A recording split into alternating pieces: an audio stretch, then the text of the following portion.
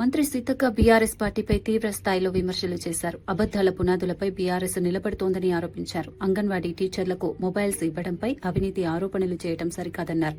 11,650 రూపాయలకు కొనుగోలు చేస్తే 14,000 రూపాయలకు కొన్నామని బీఆర్ఎస్ దుష్ప్రచారం చేస్తోందని మండిపడ్డారు. మేడారం అభివృద్ది పనుల్లో ఎలాంటి కమిషన్లు తీసుకోలేదని స్పష్టం చేశారు. రాతిశిల బాలుడిపై పడిన ఘటనను రాజకీయంగా మలచి కాంగ్రెస్ పై విమర్శలు చేయడం తగదన్నారు. కాంగ్రెస్ పార్టీపై తప్పుడు ప్రచారాలు చేస్తే కఠినంగా ఎదుర్కొంటామని హెచ్చరించారు. ఈ వ్యాఖ్యలు రాష్ట రాజకీయాల్లో చర్చనీయాంశమయ్యాయి. బీఆర్ఎస్ నుంచి ప్రతిస్పందన ఎలా ఉంటుందో ఆసక్తి నెలకొంది.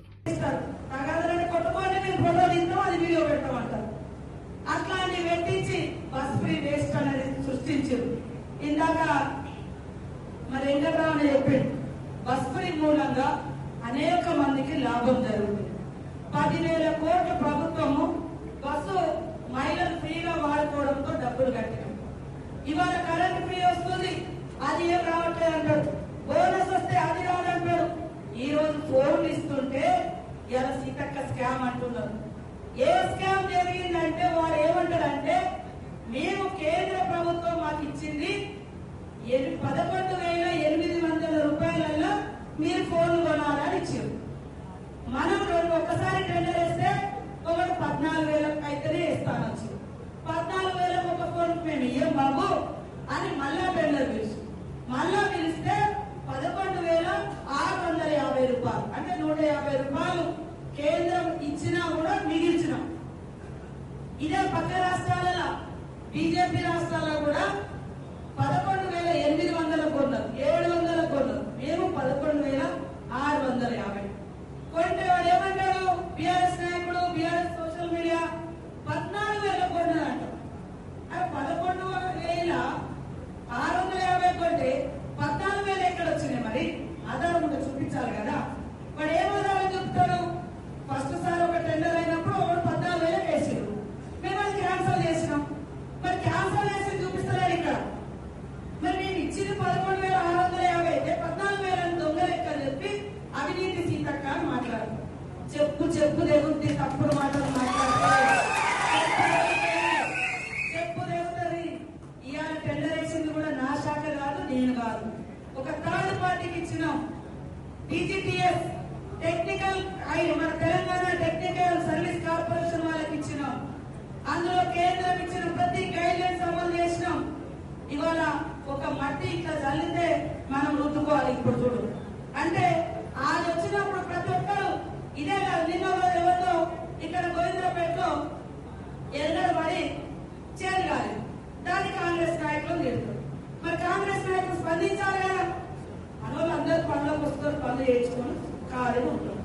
మరి పార్టీ ప్రతిష్ట దెబ్బతింటే మరి ఎవరు మాట్లాడాలి? మాట్లాడండి, కేసులు పెట్టండి. ఎవరెవరైతే తప్పుడు ఆరోపణలు చేస్తాడో. నేను ఆ రోజు కూడా దేవాలయం గురించి మనస వాచ కరమేణ ఈ రోజు వరకు ఎవరి దగ్గర దేవుడి పేరు మీద మేడారంలో ఈ రోజు వరకు ఎవరి దగ్గర ఎలాంటి కమిషన్లకు ఆశపడలేదు. ఆ రోజు గుళ్ళో చెప్పినా ఈ రోజు నేను సభలో చెప్తున్నా. నా ఆత్మగౌరవం, మన ములుగు దేవుడు, మన ఆదివాసీ ఆరాధ్య దైవం, ప్రపంచానికి ఆదర్శం.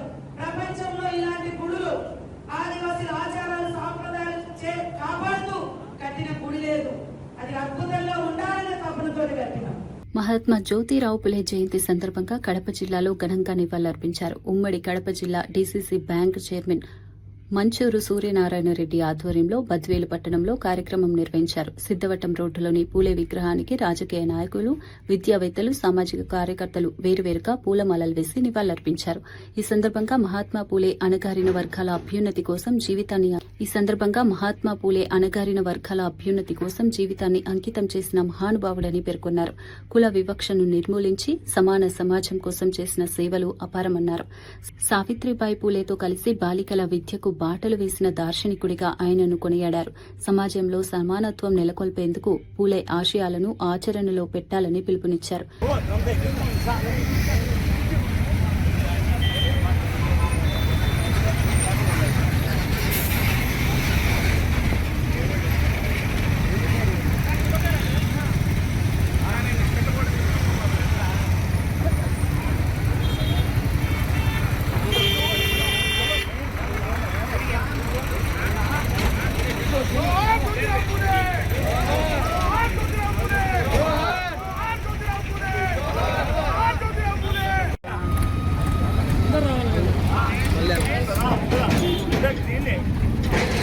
అయిన జ్యోతిరావు ఫూలే అండ్ జ్యోతిరావు ఫూలే ఆయన 1927వ సంవత్సరము ఏప్రిల్ 11న మహారాష్ట్రలోని సతారా జిల్లాలో మాలే అనే కుటుంబంలో జన్మించడం జరిగింది.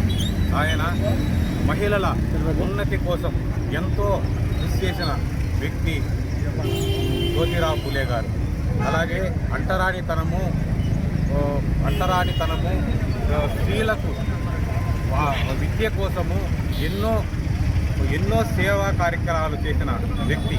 ఆయన ఆ రోజుల్లోనే 1948 సంవత్సరంలోనే ఆయన స్కూళ్ళు అంటే సమాజంలో మగవారికి దీటుగా ఉన్న స్త్రీలు కూడా ఎంతోమంది ఆ రోజు చదువు కావాలి, వాళ్ళు కూడా ఎంతో ఉన్నతి చెంది మన దేశానికి ఎన్నుముగా నిలవాలి అనే కోరికతో ఆయన 1948లోనే స్కూళ్ళు పెట్టడం జరిగింది. అలాగే 1851లో కూడా ఆయన స్కూళ్ళు మళ్ళా 2 స్కూళ్ళను పెట్టి రాత్రి బడులు కూడా పెట్టి మహిళల కోసము ఎంతోమందికి వారి ఉన్నతి కోసము పోరాడిన సంఘ సేవకుడు జ్యోతిరావు ఫూలే గారు. అలాగే ఆయన భార్య సావిత్రి ఫూలే గారు కూడా ఆయనకి ఎంతో సపోర్ట్ చేస్తూ ఈ అంటరానితనము కానీ అలాగే ఆ రోజుల్లో చాలా ఈ కుల వ్యవస్థ ఉండేది. ఈ కుల వ్యవస్థ జాగృతి అధ్యక్షురాలు కల్వకుంట్ల కవిత పూలే జయంతి సందర్భంగా కీలక వ్యాఖ్యలు చేశారు. బీసీల హక్కుల కోసం జాగృతి నిరంతరం పోరాడుతుందని తెలిపారు. మహిళా రిజర్వేషన్ బిల్లులో బీసీ ఉపకోటా లేకపోవడం పాలకుల నిర్లక్ష్యమని విమర్శించారు. బీసీ మహిళలకు న్యాయం జరిగే వరకు పోరాటం ఆగదన్నారు. అవసరమైతే ఢిల్లీకి వెళ్లి అన్ని పార్టీల నేతలతో చర్చిస్తామని చెప్పారు. పూలే ఆశయాలను సాధించడమే నిజమైన నివాళి అని పేర్కొన్నారు. రాష్ట ప్రభుత్వం పూలే విగ్రహం ఏర్పాటు విషయంలో నిర్లక్ష్యంగా వ్యవహరిస్తోందని విమర్శించారు. అంబేద్కర్ జయంతి నాటికి విగ్రహం పూర్తి చేయాలని డిమాండ్ చేశారు. బీసీ హక్కుల కోసం ఉద్యమం మరింత ఉధృతం చేస్తామని స్పష్టం చేశారు. కూడా అదే జరిగింది. అనేక రకాలైనటువంటి అవమానాలు ఎదురైనప్పటికీ కూడా తను నమ్ముకున్నటువంటి తొవ్వను విడవకుండా ముందుకెళ్ళినారు. కాబట్టే ఇన్ని సంవత్సరాల తర్వాత కూడా ఆ మహానుభావుని మనందరం కూడా గుర్తు చేసుకుంటున్నటువంటి సందర్భం. సో పూలే గారి ఆశయాల సాధన అంటే నివాళులర్పించి మర్చిపోవడం కాదు. మన జాగృతి నుండి మనం ఏదైతే బలంగా తీసుకున్న సామాజిక న్యాయ నినాదం ఉన్నదో దాన్ని సాధించడం కోసం అహర్నిశలు మనందరం పనిచేయడమే వారికి మనం ఇచ్చేటటువంటి ఘనమైన నివాళి అని చెప్పి నేను మనస్ఫూర్తిగా భావిస్తున్నాను. మరి జాగృతి సైనికులుగా తెలంగాణ సమాజంలో మార్పు దేవాలని కంకణబద్దులై కదులుతున్న మనందరం కూడా వారి అడుగుజాడల్లో నడవాలని చెప్పి సూచన చేస్తూ ఉన్నాను. మరి ఇవాళ కేంద్ర ప్రభుత్వం మహిళా బిల్లు కోసం మళ్ళీ 16, 17, 18వ తారీఖు నాడు సభ పెట్టింది. ఈ మహిళా బిల్లు ఇవాళ దేశంలో వచ్చింది అంటే కేవలం తెలంగాణ జాగృతి చేసినటువంటి ఉద్యమమే అనేటటువంటిది చాలా సగర్వంగా మనందరం చెప్పుకోవాలి. మరి అదే మహిళా బిల్లులో మనం సాధించినటువంటి మహిళా బిల్లులో బీసీ ఉపకోట లేకపోవడం అన్నది పాలకులకు భయం లేకపోవడం అని అర్థం. మళ్ళీ జాగృతి చేపట్టేటటువంటి ఒక నినాదంతో కేంద్ర ప్రభుత్వానికి పూలేనే మళ్ళా పుట్టిండా ఈ ఉద్యమం చేయడానికి అనేటటువంటి వెన్నులో వణుకు పుట్టించి బీసీలలో మహిళా కోట సాధించేంత వరకు కూడా జాగృతి సైనికులు ఎవరం కూడా మరి విశ్రమించడానికి లేదు అని ఈ సందర్భంగా బలంగా మనందరం కూడా మనం ఒక డెసిషన్ తీసుకోవాలి. 16th, 17th, 18th లోపల ప్రయత్నం చేస్తున్న నేను కూడా ఢిల్లీకి వెళ్ళి వాళ్ళని కలిసి బీసీ ఉపకోట ఉండాలి మహిళలలో అని చెప్పడానికి, ఆ తర్వాత కూడా వాళ్ళు మన మాట వినకపోతే ఇవాళ బలం ఉంది కాబట్టి బిల్లు పాస్ చేసుకుంటే వదిలిపెట్టేదే లేదు. బీసీ మహిళలకు ఉపకోట వచ్చేంత వరకు కూడా కంకణబద్దులై పోరాటం చేస్తామని తెలియజేస్తూ మీ అందరి దగ్గర కూడా సెలవు తీసుకుంటున్నాను. Thank you. జై తెలంగాణ, జై బీసీ, జై బీసీ. రంగారెడ్డి జిల్లాలో భూముల వ్యవహారంలో భారీ దోపిడీ జరుగుతోందని ఆరోపణలు వెల్లువెత్తుతున్నాయి. గతంలో చిన్న మొత్తాలతో జరిగే పనులకు ఇప్పుడు కోట్ల రూపాయలు డిమాండ్ చేస్తున్నారని బాధితులు చెబుతున్నారు. కలెక్టరేట్ కార్యాలయాలలో బ్రోకర్ల ద్వారా మాత్రమే పనులు జరుగుతున్నాయని విమర్శలు ఉన్నాయి. సామాన్య రైతులు తీవ్ర అన్యాయం ఎదుర్కొంటున్నారని పేర్కొన్నారు. నాదర్గుల్, రామ్దాస్పల్లి ప్రాంతాల్లో భూముల సమస్యలు తీవ్రతరమవుతున్నాయని తెలిపారు. ఈ సమస్యల పరిష్కారానికి సబితా ఇంద్రారెడ్డి, కిషన్ రెడ్డి నాయకత్వంలో ఉద్యమం చేపడతామని చెప్పారు. ప్రభుత్వం వెంటనే స్పందించి చర్యలు తీసుకోవాలని డిమాండ్ చేశారు. లేకపోతే పెద్ద ఎత్తున ఆందోళనలు జరుగుతాయని హెచ్చరించారు. ఈ అంశం రాజకీయంగా కూడా ప్రాధాన్యత సంతరించుకుంది. ఈ కార్యక్రమానికి విచ్చేసిన బీఆర్ఎస్ పార్టీ కుటుంబ సభ్యులు, పత్రికా మిత్రులు అందరికీ నా హృదయపూర్వక నమస్కారాలు. రాగానే మనం అందరం పెద్దలు కిషన్ రెడ్డి గారిని అభినందించడం జరిగింది. కిషన్ అన్న, నేను ఆ భగవంతుని కోరుతా ఉన్నా, మీ డిఎన్ఏలనే ఉంది, మీ అమ్మ 96 ఏళ్ళలో 97 ఏళ్ళలో బతికింది. మీరు కూడా ఇంకా 26 బాకీ లేకుండా నిండా 100 ఏళ్ళు బతకాలని, ఎప్పటికీ ప్రజలకు సేవ చేయాలని కోరుకుంటూ, అన్న అన్ని విషయాలు రమణారెడ్డి గారు చెప్పారు. ఇవాళ బీఆర్ఎస్ పార్టీ ప్రభుత్వం పోయి కాంగ్రెస్ ప్రభుత్వం వచ్చి దాదాపు 28 నెలల్లో ఏమవుతుంది. మొన్న ముఖ్యమంత్రి గారిని యూట్యూబ్లలో ప్రెస్లో చూస్తూ ఉన్నాం. ఏమయ్యా, ఎవడన్నా పెళ్లి చేసుకుంటే 9 నెలలు, కానీ నీ 9 నెలలు చల్లకుండా నువ్వు సత్తజాల నోడవు. 28 నెలలు అయింది, నీ మాటకైనా లెక్కనే. మరి 9 నెలలకే పిల్లనో పిల్లగానో పుట్టిస్తారు అని అన్నావు. 28 నెలలు అయినా మరి తాలు లేదు, గట్టి లేదు, ఏది లేకుండా కొట్టు మిట్టాడుతా ఉంది నీ పరిపాలన. ఇవాళ ఒక్కటి కాదు, పొల్లు మాటలు. ఎన్నికల ముందేమన్నాడు, డిసెంబర్లో తీసుకుంటా, జనవరిలో తీసుకుంటే డబల్ అన్నాడు. అది లేదు, ఒకటి పెట్టుకుర్రన్న. రంగారెడ్డి జిల్లాల ఈ భూములను ఈ అధికారులు కూడా కొంతమంది లంగాలు ఉంటారు. వాళ్ళు ఏ పార్టీ అధికారంలోకి వస్తే వాళ్ళకి జోక్తారు. ఇవాళ ఇక్కడ ఉన్నోళ్ళు రేపు మనం వచ్చినాక పని పడదాం అనుకుంటే రంగారెడ్డి జిల్లాను ఘోషణోడు నల్గొండల పోయి జగదీష్ అన్నని పట్టుకొని మీ దానికి కళ్ళు బేరానికి వస్తారు. ఎప్పటికే కానీ ఏ నాయకుడైనా అధికారి అనేటోడు పచ్చగుంటూ వస్తాడు, కార్యకర్త అనేటోడు కష్టం ఉంటూ వస్తారు అనే విషయాన్ని మీరు గమనించాలి. ఇవాళ రంగారెడ్డి జిల్లాలో ఎంత దోపిడీ అంటే, మా చిన్నతనం దాదాపు 40 ఏళ్ల సంది ప్రజా జీవితంలో ఉన్నాం. ఎంఆర్ఓకి 5,000 ఇస్తే అయిపోయే పని ఇవాళ కలెక్టర్ గారి దగ్గరికి పోతే 5 కోట్లు కావాలని అడుగుతారు. మా జన్మలో కూడా ఇటువంటి రోజులు వస్తాయని ఎవ్వరు కూడా అనుకోకుండొచ్చు. ఏమున్నా ఒక 22A పెట్టి, భూమి ఎవరిదన్నా భూమి ఉంటే దాన్ని 22A పెట్టి దాన్ని తీయాలంటే 30% అన్నా, లేకపోతే కోట్ల కొద్ది. నగర్ పోలీస్ కమిషనరేట్ లో భారీ ఆర్థిక కుంభకోణం బయటపడింది. సుమారు 1.40 కోట్ల ప్రభుత్వ నిధులను మృత పోలీసు ఉద్యోగుల వివరాలను ఉపయోగించి నకిలీ బ్యాంకు ఖాతాల ద్వారా దోచుకున్నట్లు విచారణలో తేలింది. ఏసీపీ వసాల సతీష్ ఫిర్యాదు మేరకు కరీంనగర్ ఐటౌన్ పోలీస్ స్టేషన్లో కేసు నమోదు చేశారు. హెడ్ కానిస్టేబుల్ రామ్మోహన్ ప్రధాన నిందితుడిగా గుర్తించారు. రిటైర్డ్ అధికారి మునిరామయ్యతో పాటు మరికొందరు ప్రైవేటు వ్యక్తులు ఈ వ్యవహారంలో ఉన్నారు. నకిలీ ఖాతాలు సృష్టించి ప్రభుత్వ డబ్బును మళ్లించారని పోలీసులు తెలిపారు. కమిషనర్ గౌజ్ ఆలం కఠిన చర్యలు తీసుకుంటామని హెచ్చరించారు. విధుల్లో నిర్లక్ష్యం, అవినీతి సహించబోమన్నారు. ఈ ఘటన పోలీసు విభాగంలో కలకలం రేపింది.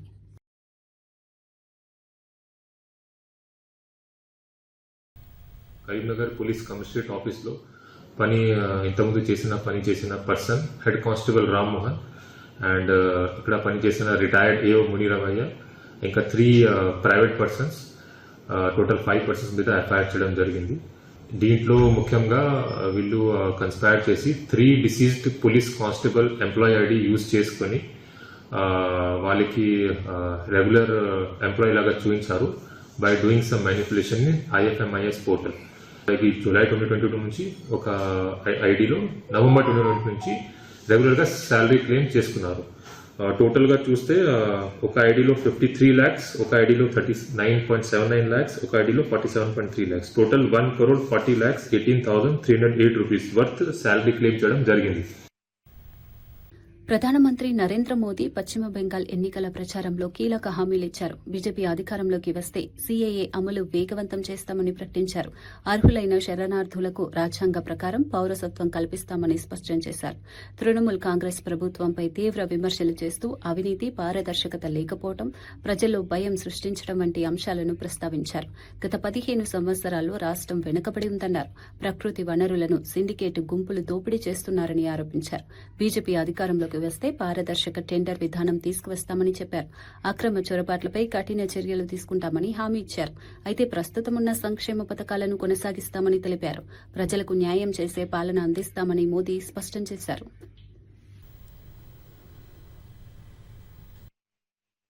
बीजेपी भ्रष्टाचार और कानून व्यवस्था को लेकर व्हाइट पेपर जारी करेगी.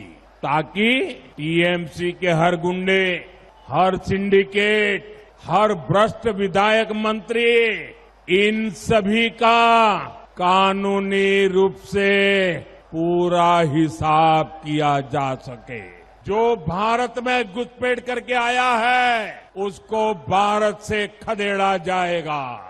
मैं हर घुसपैठिए से कहूंगा वो अपना बोरिया बिस्तर बांध ले। और इतना ही नहीं, जिन्होंने घुसपैठ कराई, नकली कागज बनाए, यहां सरकारी योजनाओं से उनको जोड़ा, उन सबका भी हिसाब होगा। హైడ్రా మరోసారి వీకెండ్ కూల్చివేతలకు సిద్దమైంది. సంగారెడ్డి జిల్లాలో భారీ పోలీసు బందోబస్తు మధ్య హైడ్రా బృందాలు మోహరించాయి. క్రిస్టల్ డెవలపర్స్ భవనాల్లో నివసిస్తున్న వారికి వెంటనే ఖాళీ చేయాలని ఆదేశాలు జారీ చేశారు. 45 ప్లాట్లలో అద్దెకుంటున్న అనేక కుటుంబాలు ఒక్కసారిగా ఇళ్లను ఖాళీ చేయమంటే ఎక్కడికి వెళ్లాలో తెలియక ఆవేదన వ్యక్తం చేస్తున్నారు. చిన్నపిల్లలు, వృద్ధులు తీవ్ర ఇబ్బందులు ఎదుర్కొంటున్నారు. అధికారులు మాత్రం అక్రమ నిర్మాణాలపై కఠిన చర్యలు తప్పవని స్పష్టం చేస్తున్నారు. ఈ పరిణామాలతో ప్రాంతంలో ఉద్రిక్త పరిస్థితులు నెలకొన్నాయి. ప్రజలు ప్రభుత్వం నుంచి సహాయం కోరుతున్నారు.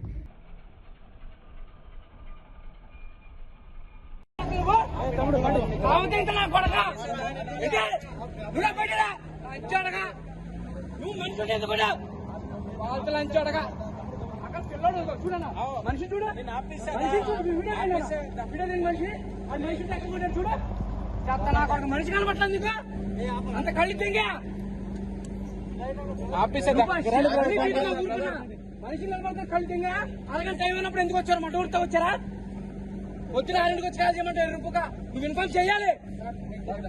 అసలు ఎవరు ఇన్ఫార్మ్ చేసి 100 మంది పోలీసులు వచ్చేయం కాదు. మనిషి చంపేయండి పోనీ చంపేయండి వచ్చి ఇక్కడ నిలబడతా. మనిషి నిలబడితే మనిషి కొడతావు నువ్వు. అడిగన్నా అయితే నేను ఎవరిని చూపించాను నా కొడుకు మనిషి అక్కడ మొత్తం వేస్ట్ నా కొడుకు చూడండి.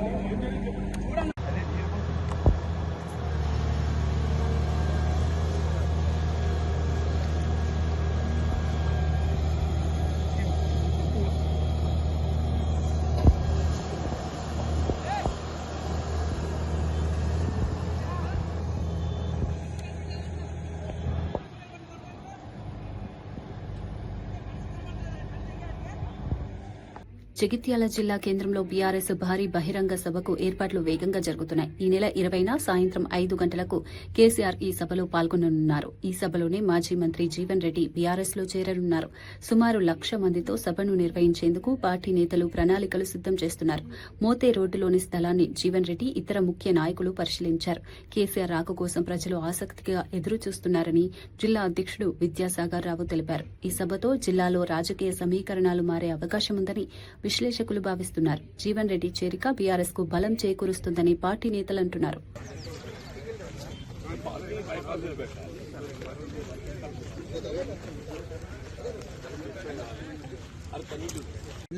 ప్రెస్ మిత్రులందరికీ నమస్కారాలు తెలియజేస్తూ, గౌరవనీయులు పెద్దలు మాజీ మంత్రివర్యులు సీనియర్ నాయకులు జీవన్ రెడ్డి గారు, అదేవిధంగా మాజీ మంత్రి గారు కొప్పుల ఈశ్వర్ గారు, ప్రజెంట్ ఎమ్మెల్సీ గారు రమణ గారు, అదేవిధంగా రేపు కలవబోయే అధ్యక్షులు కూడా అందరం కూడా రేపు కలుస్తున్నాం కనుక అందరూ కాంగ్రెస్ పార్టీ నుంచి వచ్చిన అధ్యక్షులకు, నాయకులందరికీ కూడా, అదేవిధంగా మా కొరట్ల ఎమ్మెల్యే ఉన్నాడు కానీ అక్కడ దూరం ఉన్నట్టు కొరట్ల ఎమ్మెల్యే గారు అందరం కలిసి కూడా ఇవాళ 20వ తారీఖు నాడు పెద్ద ఎత్తున ఇక్కడ బహిరంగ సభ పెట్టడం కోసం జీవన్ రెడ్డి గారి కలయికతోని ఒక బహిరంగ సభ ఏర్పాటు చేసుకోవాలన్న ఉద్దేశంతో మేమందరం ఇక్కడ ఈ స్థలాన్ని పరిశీలించడానికి వచ్చినాం. ఈ స్థలమే బాగా అనిపిస్తుంది. ఎందుకంటే సెంట్రల్ కాలేజ్ చూసినాం, కాలేజ్ ముంగడ గ్రౌండ్ ఉంది కానీ తక్కువ మంది పడతారు, ఇక్కడైతే ఎక్కువ మంది పడతారని చెప్పి ఐడియాకి వచ్చినాం కొంచెం. మరి వాళ్ళు కూడా అక్కడ నుంచి కూడా పరిశీలకులు ఇద్దరు, మాజీ చైర్మన్లు ఇద్దరు కలిసి, కార్పొరేషన్ చైర్మన్లు ఇద్దరు వచ్చారు, వాళ్ళు కూడా పరిశీలిస్తున్నారు. 99% ఇదే అవుతుంది అనుకుంటున్నాం. ఈ సభను విజయవంతం చేయడం కోసం ఇక్కడ చాలా రోజుల నుంచి కేసీఆర్ గారు మాట్లాడలేదనేది ప్రజలలో ఉన్నది అన్నట్టు. వచ్చి ఒకసారి మాట్లాడతారన్న ఉద్దేశం మీద అన్ని గ్రామాల నుంచి కూడా తరలివేసేందుకు ప్రజలు సిద్ధంగా ఉన్నారు కనుక 1,00,000 మొబిలైజేషన్ చేసి 1,00,000 మందితో మీటింగ్ పెట్టాలని చెప్పి 1,00,000 పైన కానీ తక్కువ కాకుండా మాజీ మంత్రి జీవన్ రెడ్డి పార్టీ మార్పుపై టీపీసీసీ చీఫ్ మహేష్ కుమార్ గౌడ్ కీలక వ్యాఖ్యలు చేశారు. కాంగ్రెస్ పార్టీలో జీవన్ రెడ్డికి అన్ని విధాలుగా గౌరవం ఇచ్చామని తెలిపారు.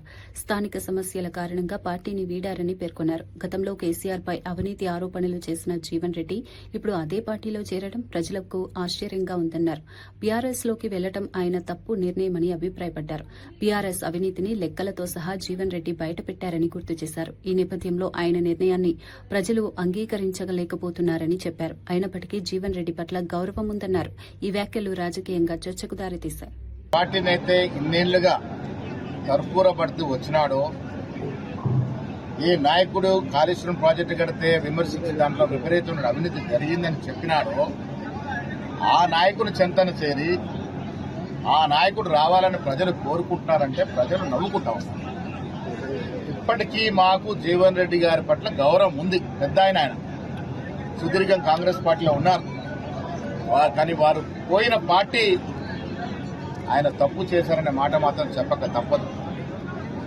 ఆయన లెక్కలతో సహా తీసి బీఆర్ఎస్ 10 ఏళ్ల హయాంలో ఈ రకంగా అవినీతి జరిగిందని నాకన్నా ఎక్కువగా పెద్దగా లెక్కలతో సహా చూపినటువంటి వ్యక్తి జీవన్ రెడ్డి గారు.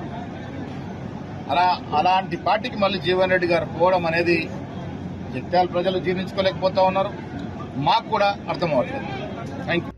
ఇస్లామాబాద్ లో అమెరికా ఇరాన్ మధ్య జరుగుతున్న శాంతి చర్చల నేపథ్యంలో నగరాన్ని లాక్డౌన్ చేశారు. దాదాపు 10,000 మంది భద్రతా సిబ్బందిని మోహరించారు. అమెరికా బృందం ఇప్పటికే చేరుకోగా జేడీ వాన్స్ బృందానికి పాక్ ఫీల్డ్ మార్షల్ ఆసిమ్ మునీర్ స్వాగతం పలికారు. మధ్యాహ్నం తర్వాత చర్చలు ప్రారంభమవుతున్నాయి. ప్రారంభ దశలో పరోక్ష పద్దతిలో చర్చలు జరుగుతాయి. వేరువేరు గదుల్లో ఇరాన్, అమెరికా ప్రతినిధులతో పాక్ మధ్యవర్తులు చర్చలు జరపనున్నారు. తొలి దశ చర్చలు సాఫీగా సాగితే రాత్రికి ముఖాముఖి చర్చలు జరగనున్నాయి.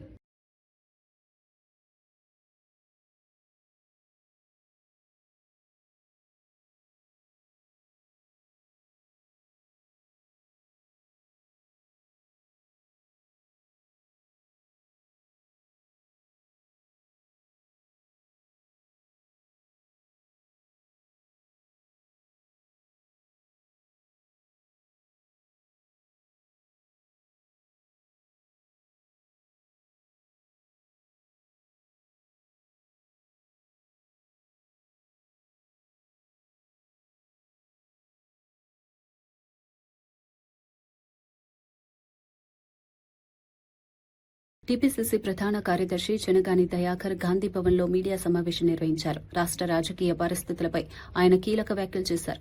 కాంగ్రెస్ పార్టీ బలోపేతం కోసం చేపడుతున్న కార్యక్రమాలపై వివరించారు. ప్రజా సమస్యలపై ప్రభుత్వం స్పందించడం లేదని విమర్శించారు.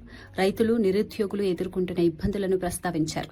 కాంగ్రెస్ పార్టీ ప్రజల కోసం నిరంతరం పోరాడుతుందని తెలిపారు. రానున్న ఎన్నికల్లో కాంగ్రెస్ విజయం ఖాయమని విశ్వాసం వ్యక్తం చేశారు. పార్టీ నాయకులు సమన్వయంతో పనిచేయాలని పిలుపునిచ్చారు. రాష్టంలో మార్పు తప్పదని పేర్కొన్నారు. ఈ సమావేశం రాజకీయంగా ప్రాధాన్యత సంతరించుకుంది. ఇతర పార్టీల నుంచి ప్రతిస్పందన ఎలా ఉంటుందో అన్న ఆసక్తి నెలకొంది. ఇవాళ ఇంకా మీరు గమనిస్తూ ఉంటే ఇంకొక 2 ఏళ్లలో హరీష్ రావు గారు, కేటీఆర్ గారు ఇక తెలంగాణ భవన్లోనే కొట్టుకునే పరిస్థితి కనపడుతుంది. ఆధిపత్యం కోసం పార్టీలో మీరందరూ గమనించండి, చూస్తుంటే కనపడతా ఉంది. ప్రతిరోజు బోగస్ మాటలు, పచ్చి అబద్ధాలు ఎందుకు మాట్లాడుతున్న పబ్లిసిటీ కోసం అంటే ఉన్నది మొన్నట్టు సెన్సేషనల్ మాట్లాడితే మంత్రుల మీద, ముఖ్యమంత్రి మీద మాట్లాడితే పత్రికలలో, మీడియాలలో పెద్దగా రాస్తారు. పార్టీలో కూడా నాకు పేరు వస్తుందని కుతూహలంతో ఇవాళ ఒకరి బుద్ధితో మాట్లాడుతున్న మాటలుగా మేము మాట్లాడుతూ ఉన్నాం. హరీష్ రావు ఇవాళ గూడెం మైపాల్ రెడ్డి లాంటి వాడు హరీష్ రావుకు నిజాయితీ పరుడుగా మాట్లాడుతూ ఉన్నాడు. ఎంత సిగ్గు అంటే చాలా సిగ్గుచేటు. ప్రజాపాలన మరొక 2029లో రేవంత్ రెడ్డి గారి నాయకత్వంలో, మహేష్ గౌడ్ గారి సారథ్యంలో, పీసీసీ చీఫ్ మహేష్ గౌడ్ గారి సారథ్యంలో 100కు 100 సీట్లు గెలిచి మళ్ళా తిరిగి అధికారంలో రాబోతా ఉంది. దీంట్లో సంకేతం ఏం లేదు, సందేహం ఏం లేదు. బరాబర్ మళ్ళీ వచ్చే ఎన్నికల్లో కాంగ్రెస్ పార్టీ అధికారంలోకి రావడం అనేది పక్కా. ఇవాళ బీఆర్ఎస్ పార్టీ ఎన్ని పగటి కళలు కన్నా కూడా అది భ్రమలాగానే మిగిలిపోతుందనే విషయం నుంచి జీవన్ రెడ్డి బయటకు వెళ్లడంపై నగేష్ స్పందించారు. జీవన్ రెడ్డికి ఇవ్వాల్సిన గౌరవం, అవకాశాలు కాంగ్రెస్ పార్టీ ఇచ్చిందని తెలిపారు. ఆయన నిర్ణయాన్ని గౌరవిస్తున్నామని చెప్పారు. అయితే బీఆర్ఎస్ ప్రభావంతో కాంగ్రెస్ పై విమర్శలు చేయడం సరైంది కాదన్నారు. కాంగ్రెస్ పార్టీని కన్న తల్లితో పోల్చుతూ దానిపై విమర్శలు చేయడం బాధాకరమన్నారు. జీవన్ రెడ్డి వెళ్లిపోవడం వల్ల కాంగ్రెస్ కు ఎలాంటి నష్టం లేదని స్పష్టం చేశారు. పార్టీ మరింత బలోపేతమవుతుందని విశ్వాసం వ్యక్తం చేశారు. కార్యకర్తలు మరింత శక్తివంతంగా పనిచేస్తారని తెలిపారు. ఈ వ్యాఖ్యలు రాజకీయంగా చర్చకు దారితీశాయి. ఇతర పార్టీ స్పందనపై ఆసక్తి నెలకొంది. ముఖ్యమంత్రి వర్యులు కేసీఆర్ గారు కూడా జీవన్ రెడ్డి గారు కలవడం జరిగింది. దీని వెనుక చాలా పెద్ద ఆంతర్యం దాగుందని చెప్పి మేము భావిస్తా ఉన్నాం. ఎందుకంటే జీవన్ రెడ్డి గారికి గతంలో ఏ పార్టీలో లేనంత స్వేచ్ఛ కాంగ్రెస్ పార్టీ ఇచ్చింది. 14 సార్లు భారతదేశంలోనే బీఫామ్ పొందిన నేత ఎవరన్నా ఉన్నారు అంటే జగిత్యాలకు సంబంధించిన పెద్దలు జీవన్ రెడ్డి గారే. కాంగ్రెస్ పార్టీకి గతంలో దశా దిశ చూపిన వ్యక్తిగా వారు ఉండే. మరి ఈ రోజు కేసీఆర్, హరీష్ రావు, కేటీఆర్ గారి మత్తులో పడి వారు కాంగ్రెస్ ని విచ్చలవిడిగా మాట్లాడుతా ఉన్నారు. జీవన్ రెడ్డి గారు పార్టీలో ఉండాలా పోవాలా అన్నది పెద్దలుగా మీరు నిర్ణయించుకొని పోవాల్సిన అవసరం ఉండే. కానీ పోయే ముందు కాంగ్రెస్. ఖమ్మం నగరంలో మహాత్మా జ్యోతిరావు పూలే జయంతి వేడుకలు ఘనంగా నిర్వహించారు. మంత్రి పొంగులేటి శ్రీనివాసరెడ్డి పూలేకు నివాళులర్పించారు. సమాజ నిర్మాణంలో పూలే పాత్ర అపారమని తెలిపారు. కుల మత వివక్షలను తొలగించేందుకు ఆయన చేసిన కృషి చిరస్మరణీయమన్నారు. మహిళల విద్య కోసం ఆయన చేసిన ప్రయత్నాలను కొనియాడారు. రాష్ట ప్రభుత్వం బడుగు బలహీన వర్గాల అభ్యున్నతికి కట్టుబడి ఉందన్నారు.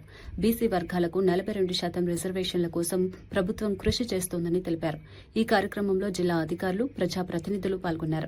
పూలే ఆశయాలను అందరూ అనుసరించాలని పిలుపునిచ్చారు. సమాజంలో సమానత్వం కోసం కలిసి పనిచేయాలని సూచించినటువంటి ఆ సందేశాన్ని మనం గుర్తుపెట్టుకోవడం, దాన్ని అనుసరించే విధంగా మనం ఎప్పుడు కూడా పాటించాలని చెప్పి ఇవాళ మనం గుర్తు చేసుకోవాలా. రాష్ట్ర ప్రభుత్వం కూడా మనము విద్య అందరికీ అందాలన్న ఉద్దేశంతో ఎన్నో సంక్షేమ పథకాలు మనము చేపడతా ఉన్నాం. ముఖ్యంగా గురుకులాల్లో మన విద్యార్థులు బలహీన వర్గాల నుంచి వచ్చినటువంటి విద్యార్థులందరికీ కూడా నాణ్యమైన విద్య అందించే విధంగా మనం రాష్ట్ర ప్రభుత్వం చేపట్టింది. యంగ్ ఇండియా ఇంటిగ్రేటెడ్ స్కూళ్లు మనం చేపడతా ఉన్నాం. ఇట్లా ఎన్నో సంక్షేమ పథకాలు, విద్య మనము పేద వర్గాలకి అందించే విధంగా మనం చేపడుతూ ముందుకు సాగుతా ఉన్నాం. నేడు ఈ మహనీయుడి పుట్టినరోజు సందర్భంగా మరొకసారి ఈ యొక్క మన లక్ష్యానికి మనం పునరంకితమై మరి ఒక్కసారి పనిచేస్తూ ఎక్కడ వివక్ష లేని, వివక్ష రహిత సమాజాన్ని నిర్మించే దిశగా మనందరం పాటుపడాల్సిందిగా నేడు మనందరం కూడా మరి ఒకసారి ఈ రోజు గుర్తు చేసుకుంటూ, ఆ మహనీయుడిని గుర్తు చేసుకుంటూ వారు చూపించినటువంటి దారిలో మనందరం నడుద్దామని చెప్పి తెలియజేస్తూ ఈ అవకాశం ఇచ్చినందుకు మీ అందరికీ కూడా పేరు పేరున నమస్కారం. ఈరోజు జ్యోతిరావు పూలే గారి 199వ జయంతి సందర్భంగా ఒక అద్భుతమైన సమావేశాన్ని ఏర్పాటు చేశారు. ఈ కార్యక్రమంలో పాల్పంచుకుంటున్న గౌరవ జిల్లా కలెక్టర్ గారు, అడిషనల్ కలెక్టర్ గారు, గౌరవ కార్పొరేటర్లు, అనేక సంఘాల నుంచి నాయకులు, ప్రతినిధులు ఇక్కడికి రావడం జరిగింది. వారందరూ, మీడియా మిత్రులు, అధికారులు అందరికీ మనస్ఫూర్తిగా శిరస్సు వంచి హృదయపూర్వక నమస్కారాలు తెలియజేస్తున్నాను. ఇందాక గౌరవ జిల్లా కలెక్టర్ గారు చెప్పినట్లు సమాజం నిర్మించే దాంట్లో జ్యోతిరావు పూలే గారి పాత్ర చాలా ఉంది. ఆనాడు కులాలని, మతాలని ఈ దేశం వర్టికల్గా ఎటో పోతున్న సందర్భంలో ఈ కులాలు, మతాలని చాలా సున్నితంగా పరిగణించాల్సిన పరిస్థితి. దాన్ని ప్రాపర్గా హ్యాండిల్ చేయకపోతే ఈ సమాజం అట్టుడికి పోతుందని ఆనాడే గ్రహించి డాక్టర్ జ్యోతిరావు పూలే గారు చదువు చాలా ముఖ్యం, అందుట్లో మహిళలకు ముఖ్యమని మొదట తన భార్యనే చదువు నేర్చుకుని తన భార్యని మళ్ళీ టీచర్గా ఏర్పాటు చేసి ఒక ఆదర్శంగా.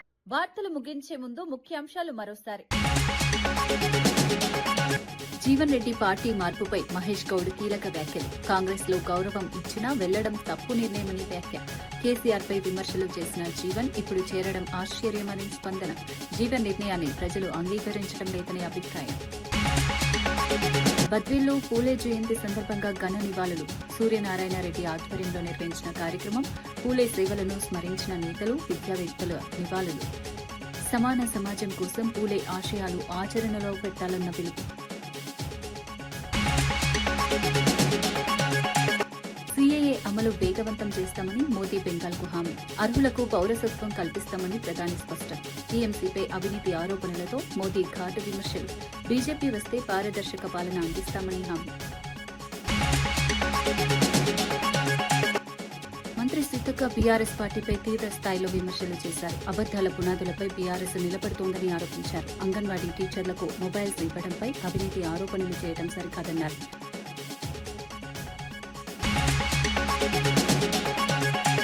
ఇవి ఈనాటి వార్తా విశేషాలు. మరో బులెటిన్లో మళ్ళీ కలుద్దాం. నమస్కారం.